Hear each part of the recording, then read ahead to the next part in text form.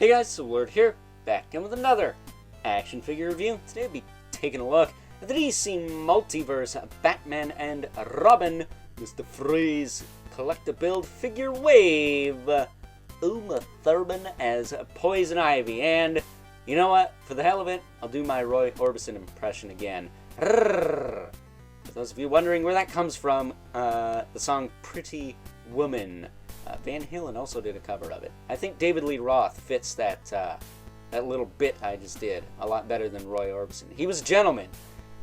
David Lee Roth, not so much. So, with that being said, of course, this is brought to us by the fine folks over at McFarlane Toys, and why don't we just cut right to the chase and get into meat and taters of this review. Take a look-see at all she has to offer in terms of accessories, because if you've been following my reviews of this wave, you know that ain't much.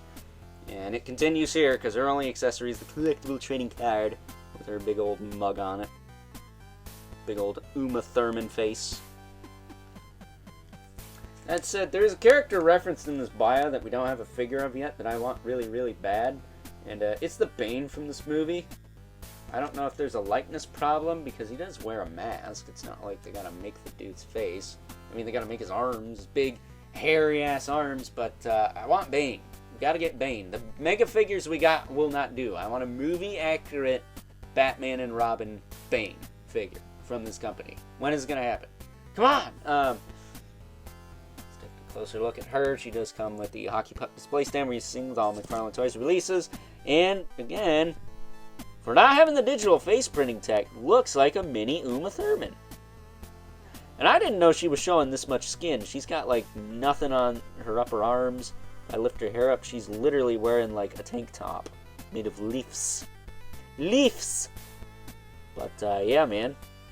Her hair is nice. It's soft, but it's thick, so you're not going to get a lot of movement out of the head. You can get a little bit, but not a ton. Her shoulders are on the standard socket joints there. I almost feel like they're backwards, but they're not. That's how they are. It's kind of awkward, but you can rotate them. They do hinge up and down. No ratchets again, which is odd. Oh, that one's got a little bit, but not a lot.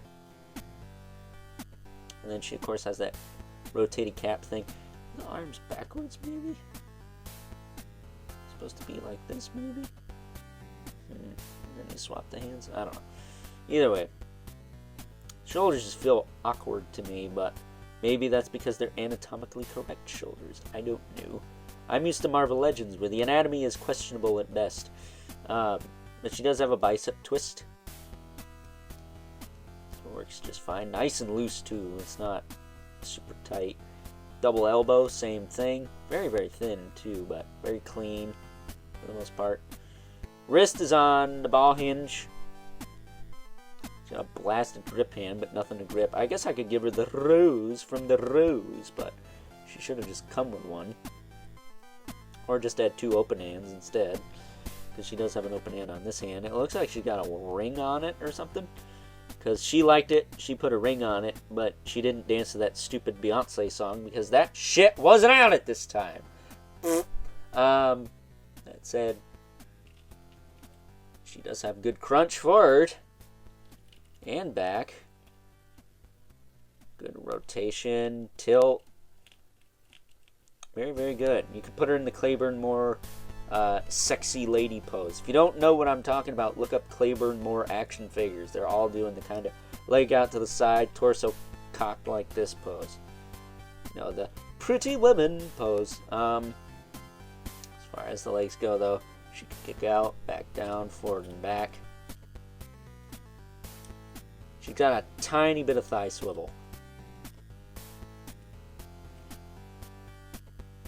Very tiny amount of thigh swivel. She's got the green pants. Very Batman animated series-esque with the green pants. I think that's mostly a thing that version did. And she's got the double knee. She's got the ball hinge ankle that rotates, hinges, and pivots. She does not have the super clicky joints, though. So I don't know if these feet are maybe reused from the Nightfall Catwoman or something, but She does not have the clicky ankle rockers like the rest of the wave. She does have toe joints, though. But those are thankfully pretty tight, so... There you go. There is Uma Thurman. I prefer Alicia Silverstone, personally. Then again, she does have the leather get-up, so that is, again, your boy's kryptonite. But Uma Thurman's not too shabby either. I thought she was a decent Poison Ivy, despite the fact she was in a cheese-balls-as-hell movie. But, you know, like I mentioned in, I think it was the Chris O'Donnell Robin review, that it's basically a high-budget Batman 66 movie, you know? Minus Adam West, which, you know, if Adam West made a cameo, that would have been hilarious, but can't have everything, you know? So that being said, it's time now that we move right along and take a look at some size comparisons. First up, here is our Uma Thurman Poison Ivy alongside George Clooney as Batman and Chris O'Donnell as Robin. And I can't help but feel that we are missing someone from this picture. Oh, right, Bane. I would love to have a Bane Magafag based off the Batman and Robin movie, and I'm hoping that the fine folks over at McFarlane Toys give us that at some point, because they didn't give Poison Ivy any accessories. The least they could do is give her a partner in crime, right? Right? Either way, getting these two out of here. Carefully slipping him out from behind her, because his cape was kind of wedged behind her, if you didn't notice. Bring in the regulars. The Legion's Brother Manibelith. Right there. And the infamous Uncoated Spawn. Which, side note, Al Simmons is very experienced when it comes to ginger bombshells, like Angela. But in this case, he is a little bit taller than Uma Thurman here. So, with that being said, it's time now that we wrap things up with some final thoughts. Overall, and much like the rest of the figures in this Batman and Robin wave, while our Uma Thurman Poison Ivy is severely lacking in the accessory department, despite the fact that she has a grip hand. I mean, really? Couldn't at least give her a rose or something? She at least has a, again, very solid likeness to the actress Uma Thurman, who was, again, pretty bussin' in this movie. I just hope that someday the fine folks over at McFarlane Toys give us a Bane to go alongside this Poison Ivy, because they were kind of like a tag team, you know? Which makes sense, because Bane was a wrestler, right? Luchador? Whatever.